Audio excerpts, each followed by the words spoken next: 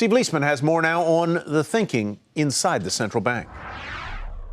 Minutes of the Fed's October meeting make explicit what the statement had already said, that the Fed is fast on its way to its first rate hike in 9 years at the upcoming December meeting. The October minutes say that most Fed members thought economic conditions would be met in December to hike interest rates. And they make clear that the October statement was designed to send a message that would be appropriate to hike at the next meeting.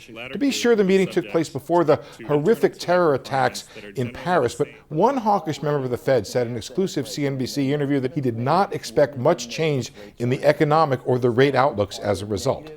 We've been through episodes like this before in which some disruption of a sort of geopolitical or military nature affects things. And, for a time, people can get cautious and pull back a little bit. These tend to be transitory.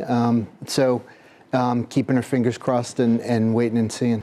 The October minutes say specifically that no decision had been made. A rate hike remains contingent on the economic data, and there are obviously some dovish members on the committee who remain unconvinced and worried about global weakness and U.S. economic weakness. But the center of the committee looks to believe that those risks have diminished and the economy is in pretty decent shape, a point driven home by the recent strong October jobs report that came after the meeting.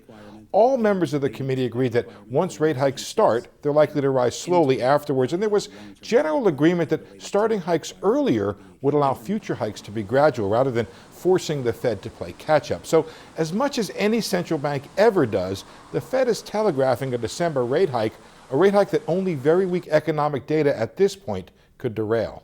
For Nightly Business Report, I'm Steve Leisman in Washington.